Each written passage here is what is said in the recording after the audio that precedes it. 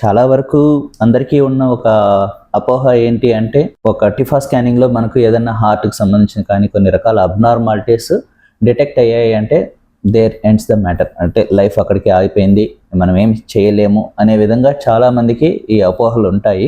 Almost last 2-3 decades నుంచి చూసుకుంటే మనకు చాలా అడ్వాన్స్మెంట్ ఉన్నాయి. ఇవన్నీ చాలా వరకు మనకు మంచి ట్రీట్మెంట్ అవైలబిలిటీ, కొన్నిటికి మెడికల్ మేనేజ్మెంట్ అంటాం, అంటే మెడిసిన్స్ ద్వారానే కొన్ని సెట్ అవుతాయి, కొన్నిటికి సింపుల్ పద్ధతిలోనే సర్జరీస్ ద్వారా మనము ఆపరేషన్ చేసి వాళ్ళకు మంచి లైఫ్ని ఇవ్వగలుగుతాం. సో ఇలా ఇప్పుడు సర్జరీస్ అయిపోయి almost more than 50 after surgery తర్వాత కూడా 50-60 ఇయర్స్ వరకు ఎటువంటి ఇబ్బందులు లేకుండా బతికిన వాళ్ళు మోర్ దాన్ 95% ఇప్పుడు పిల్లలు ఉన్నారు. ప్రస్తుత సిచ్యువేషన్స్లో అన్నెసరీగా టర్మినేషన్ అనేది ఫస్ట్ థింగ్ కాకూడదు.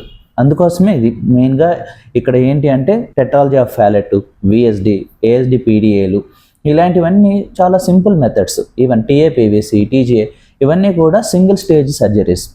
మనము కొన్ని రకాల ప్రాబ్లమ్స్లో మనం కొన్ని రకాల డెసిషన్స్ మనం అంటే ఇష్టం లేకపోయినా కొన్ని డెసిషన్స్ తీసుకోవాల్సి ఉంటుంది, కానీ బట్ ఇలాంటి కండిషన్స్లో మనం హ్యాపీగా ముందుకు వెళ్ళొచ్చు.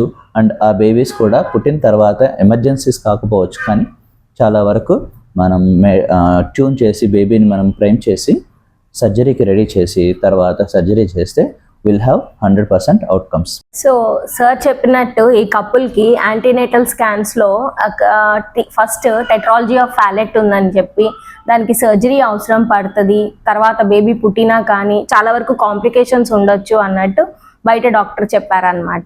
సో వాళ్ళు ఆ అయోమయంలో ఉన్నప్పుడు వాళ్ళకి డాక్టర్ జ్యోతి ప్రకాష్ గారు ఫీటల్ ఎకో చేసి మళ్ళీ చెప్తారు ఒకసారి వెళ్ళండి అని వేరే వాళ్ళు సజెస్ట్ చేయడం వల్ల ఇక్కడికి వచ్చి ఫీటల్ ఎకో చేయించుకోవడం జరిగింది. అప్పుడు సార్ టాఫ్ ఏం లేదు, బిఎస్డీనే ఉంది, అదేం పెద్ద ప్రాబ్లం కాదు అంటంతో వాళ్ళకి చాలా వరకు అష్యూరెన్స్ వచ్చి వాళ్ళు ప్రెగ్నెన్సీ అనేది కంటిన్యూ చేశారనమాట. సో డెలివరీ అయిన తర్వాత బేబీకి కొంచెం రెస్పిరేటరీ డిస్ట్రెస్ ఉండింది. సో దాన్ని మనము ఎన్ఐవి మీద పెట్టి తర్వాత జస్ట్ 2 డేస్లో సెటిల్ చేసేసాము.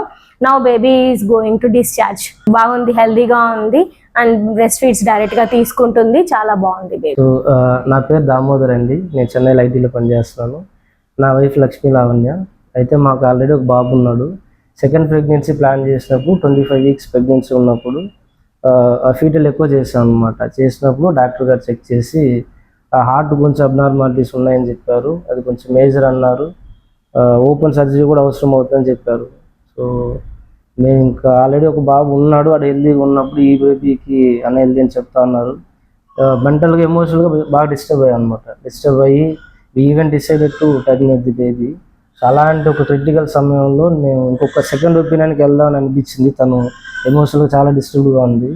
అప్పుడు నేను సెర్చ్ చేసిన తర్వాత నాకు సార్ గారు జ్యోతి ప్రకాష్ రెడ్డి గారు, పీడియాట్రిక్ కార్డియాలజిస్ట్ గారు ఇలాంటి కేసెస్ బాగా ట్రీట్ చేస్తారని చెప్పారు.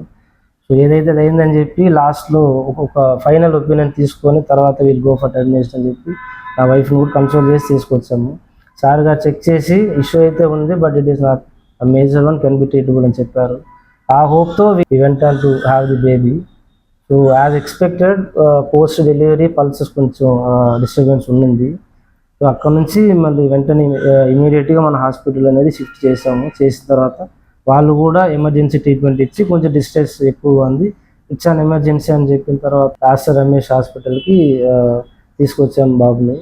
తీసుకొచ్చిన తర్వాత బాబుని ఎన్ఐసిలో ఉంచిన తర్వాత మేడం గారు అనిత గారు నియోనెనాటాలజీ, సో మేడం గారు she treated baby very well. So both Jyothi Prakash గారు అండ్ అనిత మేడం గారు, so on time response, on time treatment.